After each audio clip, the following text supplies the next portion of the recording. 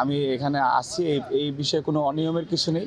গতকালকে যে নিউজটি করা হয়েছে সেটি অত্যন্ত উদ্দেশ্য প্রণোদিত এবং বস্তুনিষ্ঠ সাংবাদিকতার সাথে সেই নিউজটি সাংঘর্ষিক বলে আমি মনে করছি। আমি বিশ্ববিদ্যালয়ের প্রশাসনের অনুমতি নেওয়ার জন্য তাদের সাথে দেখা করতে এসেছিলাম এবং সর্বোচ্চ 5 মিনিট এখানে ছিলাম।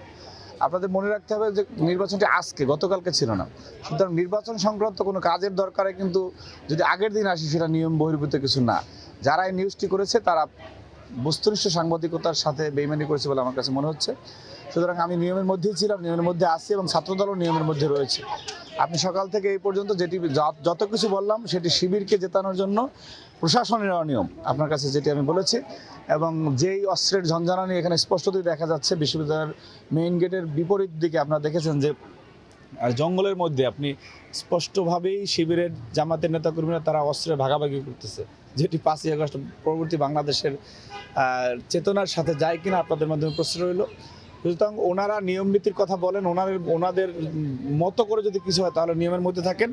আর যখনই দেখেন যে ওনাদের হাতছাড়া কিছু হয়ে যাবে, বিশেষ করে ছাত্র সংসদে সেগুলি পরিলক্ষিত হয়েছে, তাহলে তারা ওনাদের আসল রূপ বের হয়ে আসে। এই বিশ্ববিদ্যালয়ে আমরা তাদের দীর্ঘ রক্ষাটার ইতিহাস দেখেছি, হত্যার নির্মমতার ইতিহাস দেখেছি।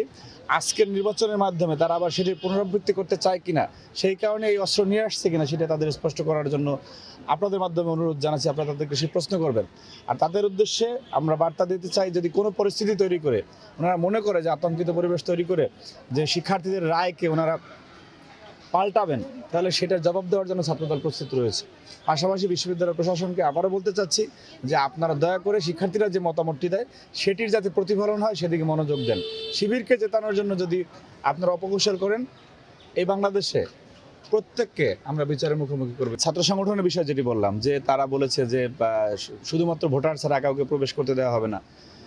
807 জন সাংবাদিকের এখানে অনুমতি দেওয়া হয়েছে। আপনারা প্রথম শ্রেণীর বিভিন্ন ইলেকট্রনিক এবং প্রিন্ট মিডিয়া আছেন, আপনাদের কাছে প্রশ্ন যে 807 জন সাংবাদিক কোথা থেকে আসলো? এর ভিতরে মানে বিভিন্ন নামে বেনামে আমপাতা জামপাতা পত্রিকা যাদের কোনো অস্তিত্ব নাই, সেগুলি তারা কার্ড ঝুলিয়ে তারা শিবিরের পক্ষে কাজ করতেছে। এগুলি তাদের মানে সেটআপ আপনি জানেন। পাশাপাশি যে এই যে ক্রিকেট টিমের জার্সি পরে আপনার বিভিন্ন জার্সি পরে সেই জার্সিতে লেখা রাজশাহী বিশ্ববিদ্যালয়, হ্যাঁ, এটা তো কেউ স্বাভাবিক মানুষ কেউ চেক করবে না যে সে রাজশাহী বিশ্ববিদ্যালয়ের শিক্ষার্থী। এটা প্রশাসনের ছত্রছায়া এগুলি হচ্ছে। শত শত শিবির কাটারদেরকে এখানে ঢোকানো হয়েছে। আপনারা দেখেন, চেক করেন যে আপনি কে, দেখবেন যে 10 জনের ভিতরে 6 জনই ঠিকমতো উত্তর দিতে পারতেছেন। সুতরাং একটি সংগঠনকে ওনারা শক্তিশালী করার জন্য যে ওনারা পায়ে তারা লিপ্ত রয়েছেন, এটা ব্যাখ্যা দেওয়ার কিছু নেই, দৃশ্যমান দেখা যাচ্ছে। সুতরাং সেই কারণেই শঙ্কা, এবং এই শঙ্কাটি যাতে শেষ পর্যন্ত এমন না হয় যে শিক্ষার্থীদের মতামত উল্টে গিয়েছে।